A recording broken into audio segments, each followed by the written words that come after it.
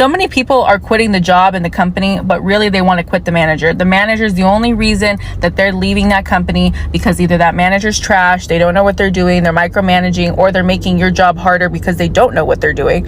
So it's really sad that you could love a company, but the manager is the reason that you end up leaving.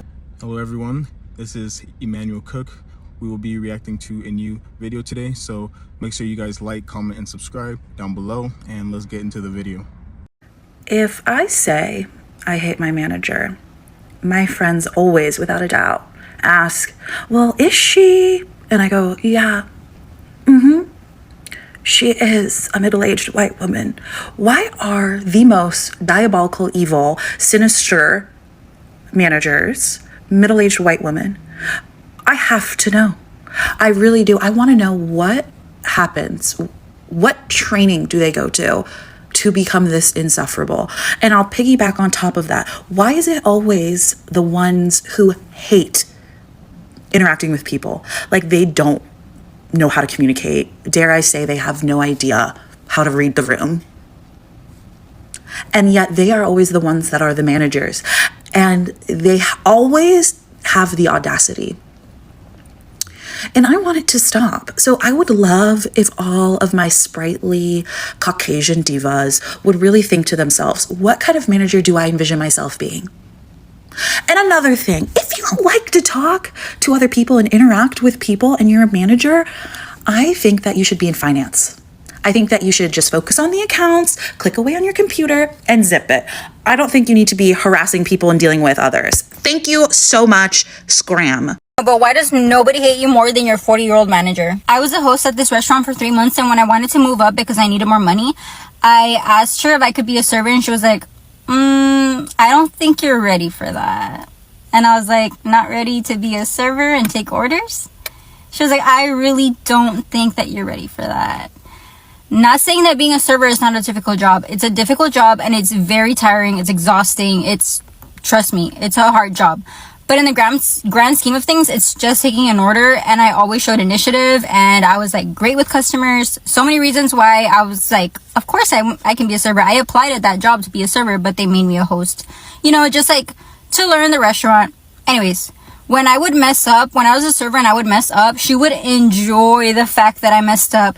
And she would say things like, hello, that's common sense. And she would do this, like she would always do stuff like this. And I was like, how did she get a position as a manager?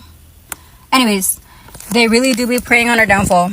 One of the worst kind of managers to work for, in my opinion, are ones that commit their entire existence to the job that they work because they secretly hold you to that same standard. It's Saturday, 2 o'clock. It's 2 o'clock in the morning, 1 o'clock in the morning, and you're blasting Slacks and emails. It's like, don't you have a husband, a wife, a kid? I mean, I know you do. You talk about them. They're on I can see them on your wall in the background. So it's like, go to bed, spend time with them. Why are you over here sending me messages and expecting a response secretly? It's a secret expectation. It's a private thought. And it's those private thoughts that give me pause. The other thing is, when you are effective at your job, like you are a very solid or a high performer and you're able to deliver similar results in less amount of time, I don't think we talk about it enough, but I think that breeds some sort of envy. Are there any organizational psychologists here? I feel like they get envious of you because, yes, I'm on vacation again. I got it all done and my team is set. And you can't do it because you're ineffective. This is not my personal situation. By the way, I have experienced it before, but it's not recent or current. It's just interesting how it works.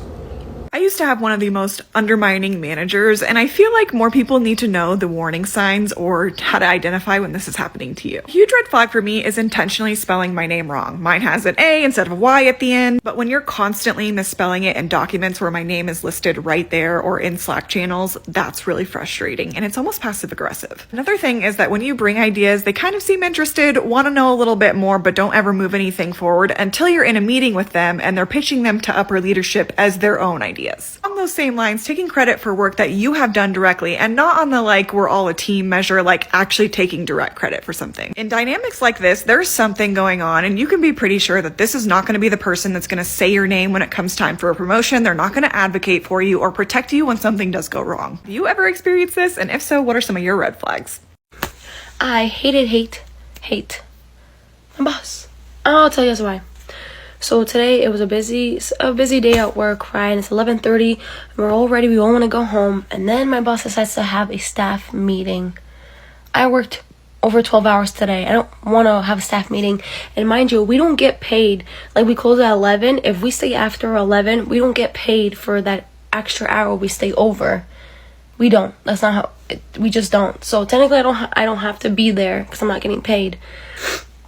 And so he wants to have a staff meeting, right? So we go sit down for a staff meeting, and then he's saying how we don't respect him, how we don't respect him and his rules. Last time I checked, respect goes both ways. And talking about how we don't respect the restaurant, him and his rules. You don't respect us, because there was a bartender and she was serving, and a regular guy, not gonna drop names, grabbed her on her boobs, grabbed her, and she was, startled and scared. And the boss and manager, all they did? They just talked to the guy, and then they sent him back to the bar so he can finish his steak instead of kicking him out.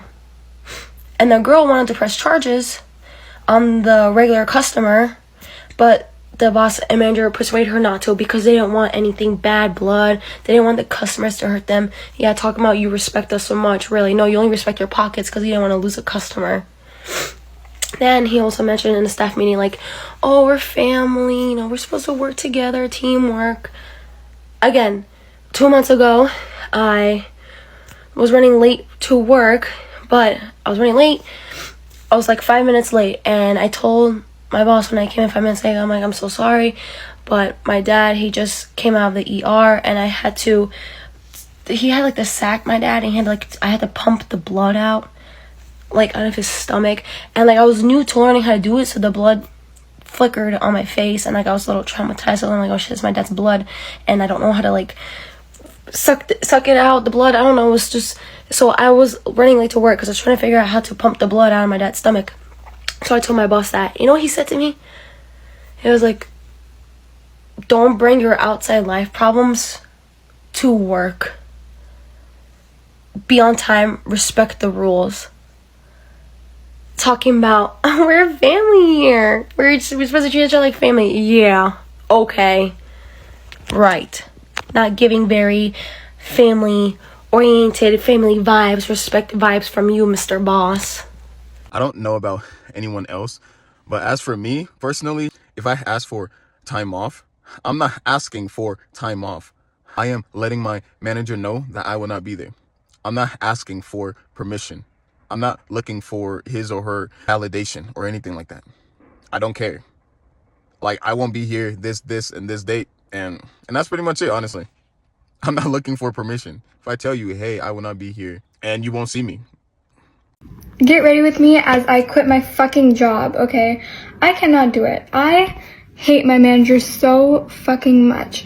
So what gives him the full audacity to say the things he does? I think I have a problem with Asian or older man managers that slightly, even the slightest bit of resemblance to my dad, I'm I cannot stand up for myself.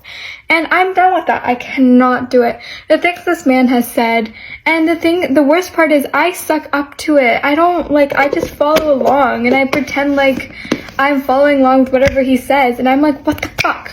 Not okay. Not okay. I'm definitely cannot do that, and which is why I need to fucking quit.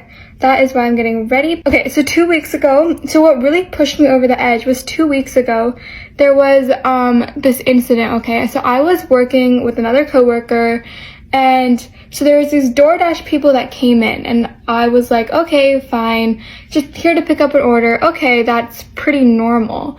But then they said they didn't get 6 of the chicken bowls, and I was like, well, it's not on our ticket, we can't do it for you. And they're like, yeah, we totally understand. But then it just never went through, and they were like, yo, this is a company order, I kind of gotta go, we got meetings. And I was like, yeah, I understand, but I literally cannot do anything. And they're like, fine. And then they were just like, let me ask for your manager, like, just let me see your manager so we can talk this out and figure it out. And so I went to go get my manager, and the whole time, he was sitting in his little room doing nothing. He was just like, DoorDash problem, and like pointed me like towards the DoorDash monitor. And I was like, girl, I don't know what you want me to do, because like I'm already checked everything. There's nothing more I can do right now. So then I went back, and the people were so nice. I'm so glad, because they were like, okay, we don't want to take it out on you. Your manager should be up here talking to us. And I was like, I agree, but I don't know. So then he finally comes out after like 30 minutes, and he says like 5 words, and then just goes back into the kitchen. Not into his room, but the kitchen. And he goes like, starts cooking and stuff. And I was like, girl, what the fuck am I supposed to do now? So eventually, like, they figure it out, and then they have to like place an order through our system, and then get the reimbursement on a different card and not through DoorDash or whatever. And I was like, why am I so stressed? That was not something I need to be stressed about. Okay, and I was so mad, because I was like, why did I have to take all that shit? I barely have been working, like, I just work here. I don't do that much. And then then it gets worse. I once worked at this place that will go unnamed, where the manager literally got mad at me because I would quote unquote wait for work to come my way. That's your job as a manager, to delegate projects out to your team members. I'm still young and inexperienced at this point, so I go out looking for work. I go to all my team members. Hey, do you need any help with anything? No. Do you need help with anything? No. I exhaust all of my team members, so I go to other teams and ask them the same question. I get the same answer. They fired me eventually because I wasn't outputting what they wanted. And then once they brought my team together and announced that they cut me, one of my former team members, she literally said, well, we all knew it was coming. No shock there. The only reason I know this is because one of my former team members, who I did get along with pretty well, told me this via LinkedIn, via Messenger. And just so you know that I'm not just blowing stuff out of proportion and not being dramatic, I asked another one of my former coworkers, she was on a different team, but same company. After she had left, I asked her, what were your issues with that place? And she said basically the same thing. You would ask for work and then get a shrug in return. Yeah. In her words, leaving that place was like breaking up with an abusive boyfriend. I couldn't agree more. If any of you are watching this, thank you. Not only did your firing me put me out here in Utah by myself, but I'm now starting my own business. So thank you. Look, I don't know what company need to hear this, but sometimes it's not the job that we hate. No, we fine with doing the job. 9 times out of 10, it's that management you got. It's that management that you don't police. It's that management that you let get away with anything. It's that management that we complain to you about, but somehow they still get to keep their job. Well, you know what? Them keeping their job mean you gonna have high turnover. It's a lot of us gonna leave because of that manager. And I can promise you, that's why 9 times out of 10, your employees leave. I left a job, I sure did, because the management was trash. I actually liked the job. And you know what? Once I found that that management was gone, guess what I did? Reapplied and went right back. Sure did. But I'm not gonna let no manager and no job stress me out. I got enough going on in my life to come deal with something that I don't have to deal with.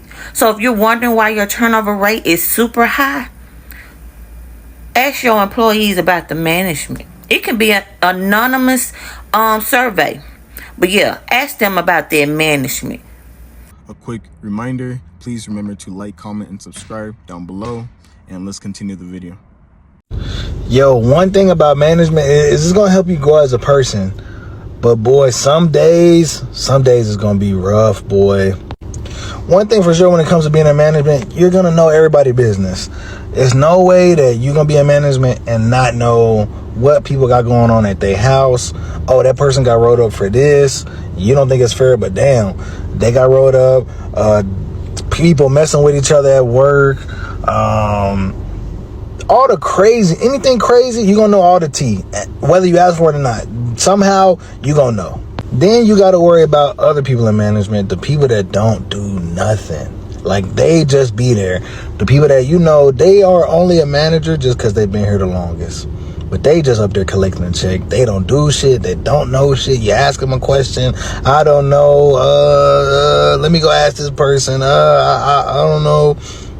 They never give you an answer. The last thing that probably makes management so tiring or frustrating is just having to deal with so many people personalities.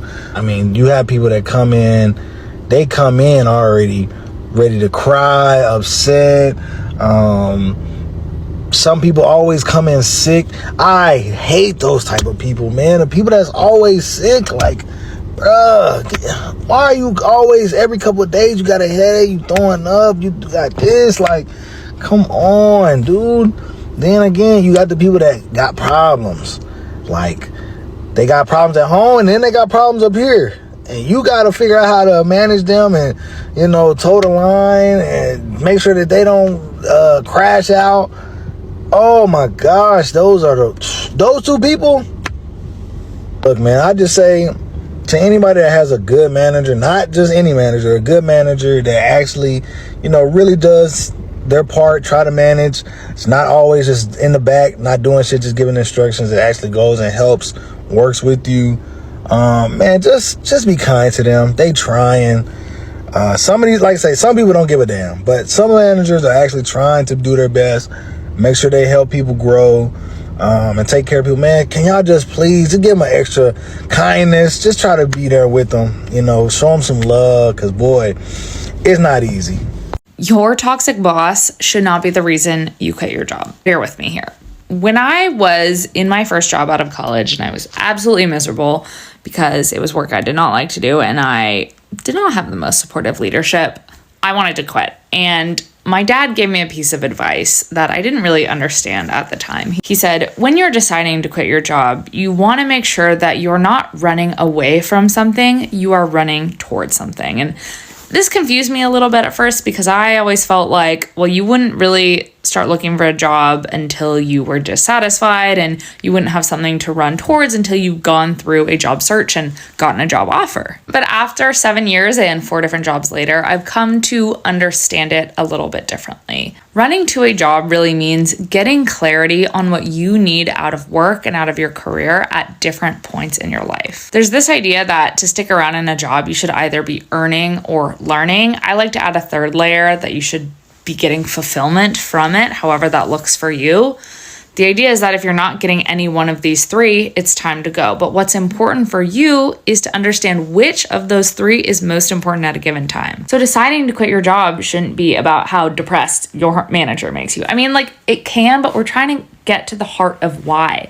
What do you need to look different in your next role with your manager, with your role, with the company, with the culture, so that you just don't end up feeling the same?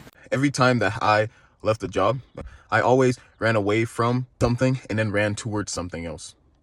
So I think that both of those things can be true. You are moving away from something and then you are moving towards something even better.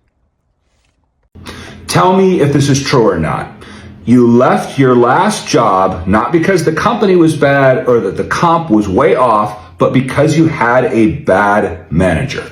Now, I've been in HR for over 25 years, guys. I've made my whole career in this industry. And I will tell you systemically, the trend is that as long as the comp is fairly decent and the company treats you well and has good policies and procedures in place, it's usually the manager that causes people to leave their jobs.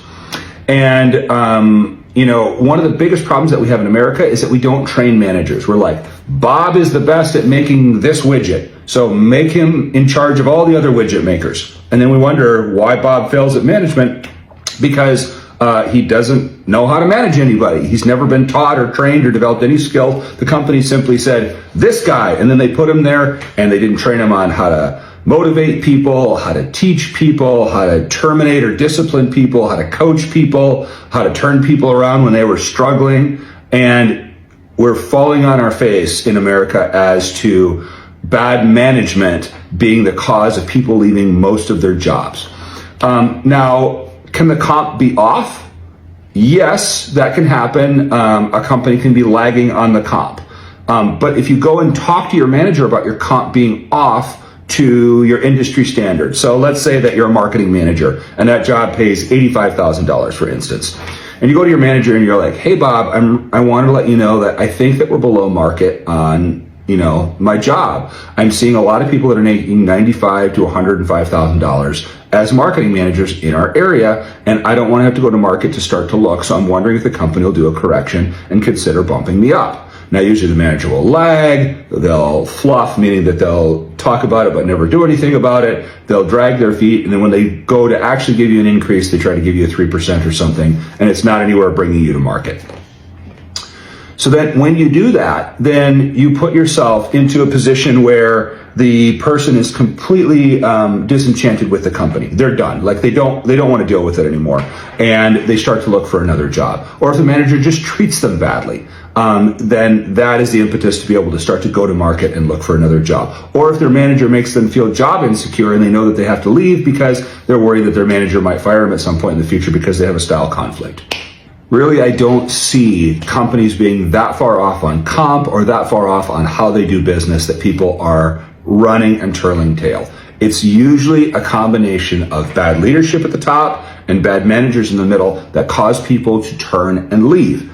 Now, what's the fix for this? Well, the fix is that no company should ever promote a manager in America with also having a training plan ready for that manager to be able to learn all the skills. And it can be as simple as a checklist. Over the first 3 months in their management role, Bob needs to be taught this from the upper leadership team. And if you're not training and developing your manager, shame on you, because you are doing them and every single employee that's underneath them a massive disservice. And that's how you can get it fixed in 2025. Let me know your thoughts. Did you leave because comp was way off? Did you leave because it was just a terrible company? Or did you really leave because it was bad management and bad leadership that caused you not to be able to stay anymore? Let me know your thoughts. Management prioritizes the outcome, the productivity, but they devalue the individual or the process that delivers those results. So they're happy with the numbers because the good numbers ultimately reflect their management, their leadership, but they don't like the one producing those numbers and making them look good. How does that work?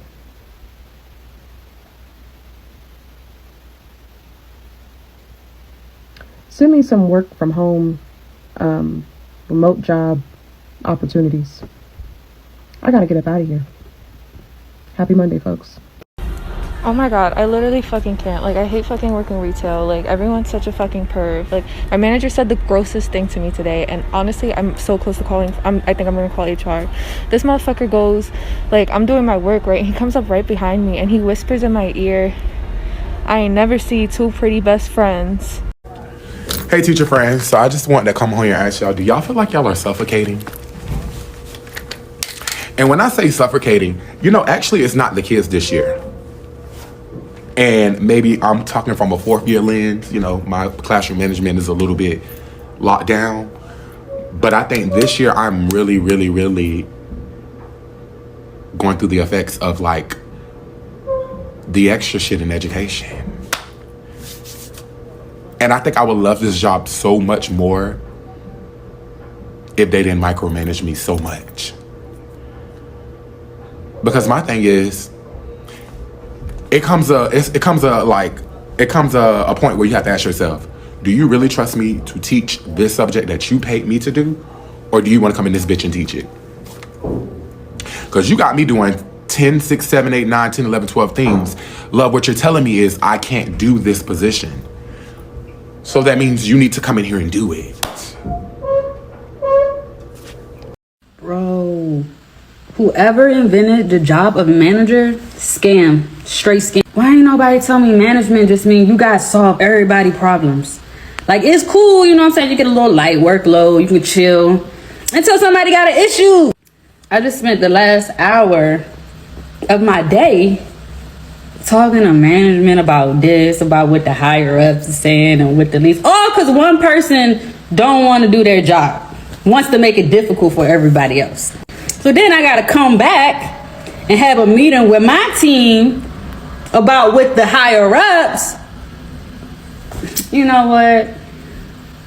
It's a lot. A customer, that's not enough for me to quit a job, because customers will be customers. But a manager, that's enough, because I have to see you every single day. That's enough to make me quit right there. Customers come and go no matter what job you have. That job, if it's customer service, keyword customer. But that pissy ass manager that you're dealing with every day, think about not dealing with them tomorrow. You're frustrated with management and corporations altogether. I get it. You feel like they're just in there for the money and workers are left picking up the pieces. I actually hear that quite a bit, but let me share something with you. The real change doesn't always come from flipping the system upside down. It starts from within. If you're anti-management, how about this? You become the kind of leader you wish you had. Sounds bold, right? But think about it. You know exactly what's wrong, so what's better way to fix it than to step up and do it differently? Being anti-corporate doesn't mean you can't find your way around it.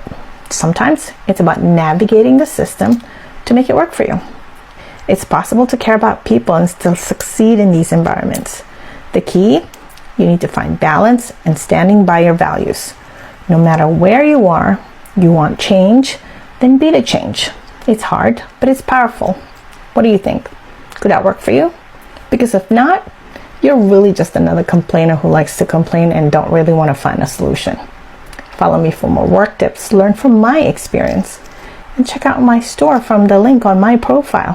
Have a nice day. In the 48 Laws of Power, it says never outshine the master. There is a clear reason why people do not step up. Those higher ups will always feel threatened by other people who do their job better than them. They always feel threatened by people like that. So you have to be very careful. If you are a great leader but have a role as a regular employee, you are a threat to the bad management, because they know that at any time you will replace them, and they have fear of that. They do a poor job and you do a great job, and over time it shows. And then they start hating on you for doing a good job just because they're doing a poor job and do not want to improve. That is the real thing. Let me tell you something. This is frustrating, okay? If the manager is saying they sick and tired and burnt out, who's the problem? I'll tell you who. It's the people at the top who don't care about the rest of us. How do you expect to keep anybody, continue to build a business, or to make sure that your employees are happy? I guess you don't have to care about that. That's obvious, because so many people have this problem or have these complaints. And so employees are complaining to the managers, and the managers are like, well, I can't do nothing because these guys upstairs don't want to give me what I need to do a better job. Not training me properly and giving me the resources. It's just like, it's just getting worse. The more I think about it, it's like entrepreneurship and figuring out ways to make money on your own is really the way to go. I am so fucking tired of all these salary fucking managers that don't want to do the job that they're paid for. I'm fucking tired of it. If you don't want to do all these hours, don't be fucking salary. If you don't want to do this and that, you don't want to come into work, you don't want to have to close a shift or something, cover an employee that called out, don't be a fucking general manager. I'm tired of this bullshit. My last job was a shitty general manager. This job is a shitty general manager. And I'm fucking over it. Done. Have you ever had a supervisor just cross the line? And then how do you get them back across? If you're like me and just absolutely tired of toxic micromanagers and toxic work culture in general, go ahead and like, share, and follow, because this video is for you. Sarah W. writes in, I work in an office environment and me and my office friends just kind of pick on each other. There's no actual customers around. It's a call center, so we can be inappropriate and not offend anybody. Now it's mostly women except for our manager, and he likes to get in on the fun. Problem is, it's gotten to the point where it's almost a little creepy. Now, for reference, I've worked with the same people for the last 4 years, and yes, we go around and call each other the B word or the S word, but it's all in fun. But this manager, he's just gotten weird with it. He thinks because he allows us to say it to each other, gives him the right to be able to say it to us. And I don't think it does. At the end of the day, even though we try to keep things lighthearted, he's still the boss, and I don't really feel comfortable with him talking to us like that. Me and the other ladies at work want to address it, but we're afraid that it's going to change the environment at work altogether. Not to mention, we don't feel like he's doing it for fun. We feel like he's doing it because he can get away with it. He's always been a little bit too friendly with the ladies here, and he really is the only male in the office. Should we just deal with it and call it par for the course, or should we say something to him? There's not anybody that we have access to above him, so I kind of feel like it's going to ruin this whole work culture if we ask him to stop. We're kind of in a pickle with this one, Grayson. Please help. Well, I definitely feel like any unwanted name calling definitely needs to be addressed. And any unwanted physical contact definitely needs to be addressed. Personally, I feel like you're having conversations between your work friends, and he sees that they're friendly conversations and wants to be part of the game. But he's in a position to where he needs to understand that he is not y'all's friend and y'all are not equals in this situation. He can't expect to be able to call you the B, C, or the S word and get away with it. And it sounds like he's doing it because he can get away with it. But Sarah was told to look at the comments. Please give her advice on this situation. Is this a legal situation that she needs to look into? Is there some other way that she can address it without ruining the work culture that her and her friends have? Please tell us down here in the comments and send your stories in so that we can fix this toxic work culture that we're all living in. So this is the bullshit that happened to me yesterday. So I came to work. You know, I'm tired of shit. I know this is my day 3. This is day 3 of me trying to leave America and go to Thailand. So yesterday I went to work. I was tired of shit, hungry as shit. And I just wasn't feeling it, bro. I wasn't lying. Like, I came in there, niggas already on bullshit. Everybody on that weird shit already. So I came there, I did a little bit of work. I came to my section.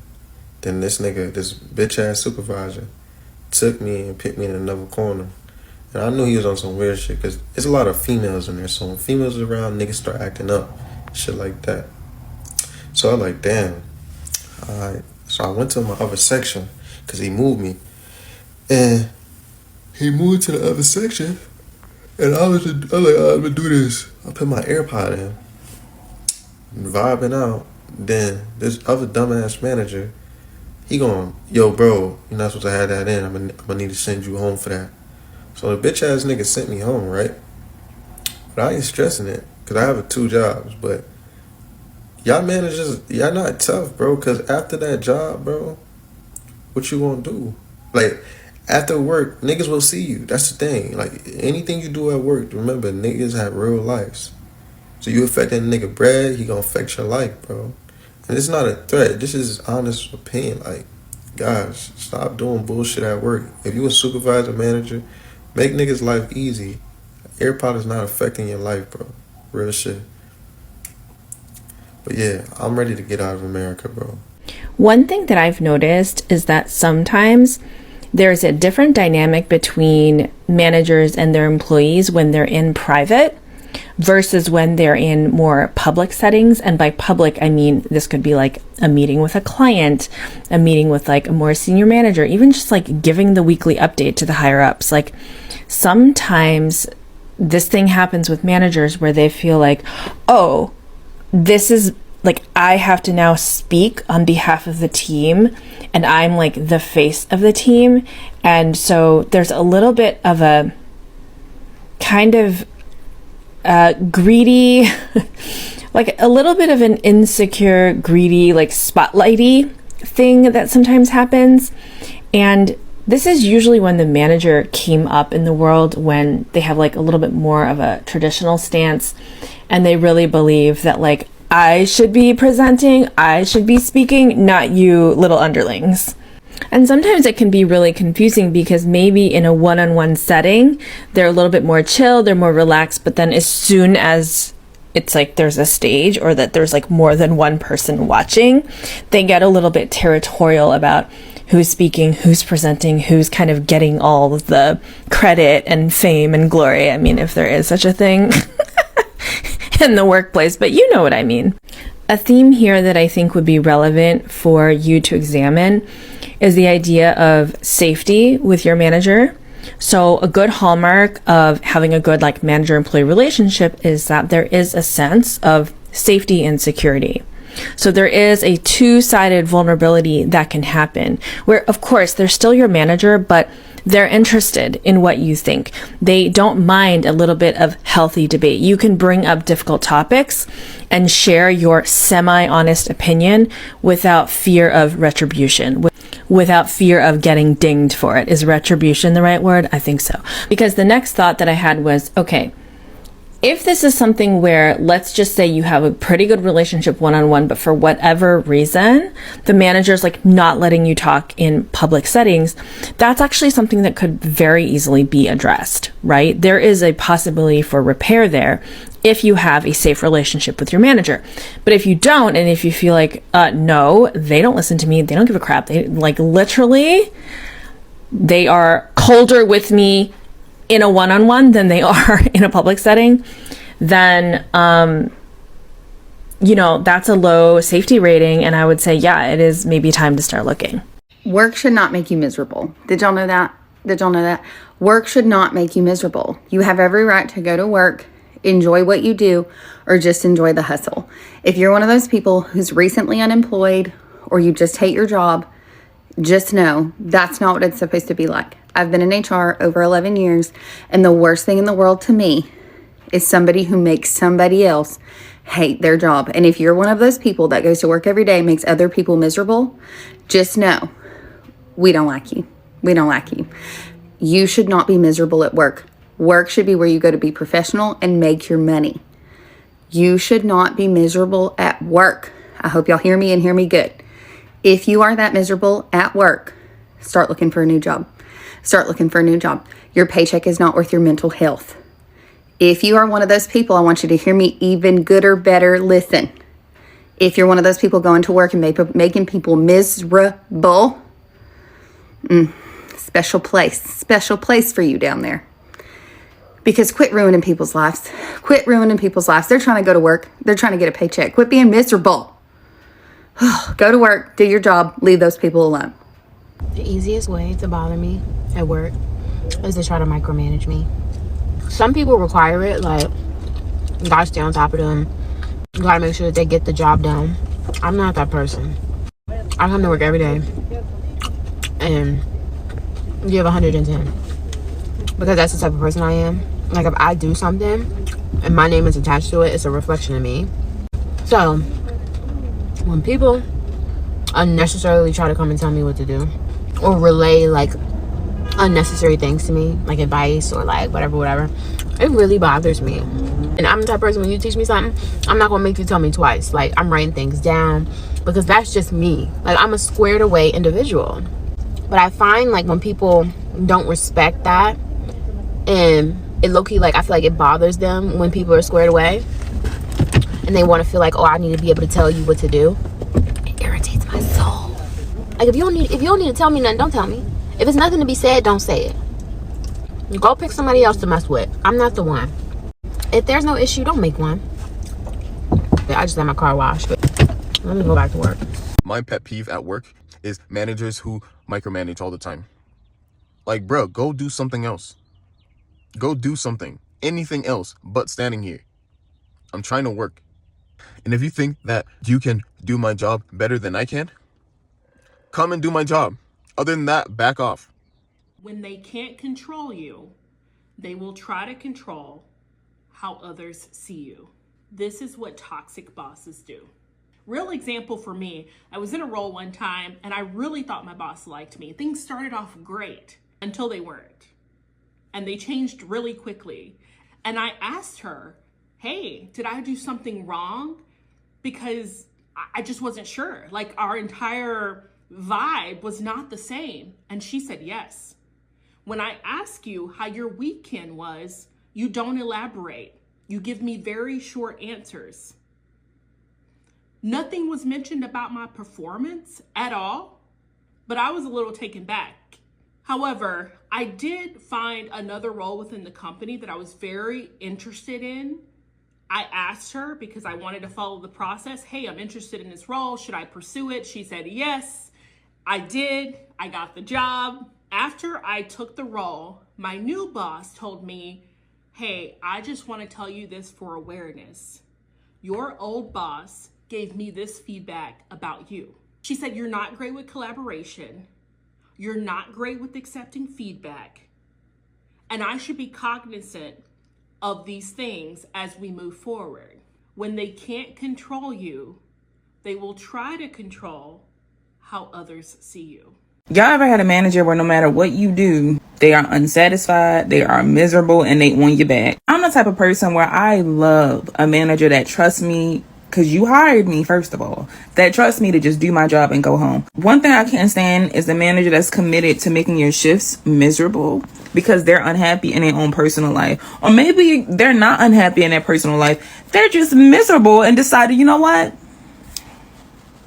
You're going to be my victim. But the sad part about it is when this happened to me, the company was family owned. So the HR was related to the person that was getting on my nerves. Like, so I had nowhere to run. And even the HR person was the owner of the company. So it was just like real backwards, real twisted, real weird. So I got up out of that piece immediately. And the sad part about it is, and this is how I know I'm justified in everything that I've done, them people is still stalking my LinkedIn to this day. So if it don't get better, baby, get out. Because no job is worth your mental health. Okay? I appreciate you guys watching the video today. Please make sure to like, comment, and subscribe down below. And I'll see you guys in the next video.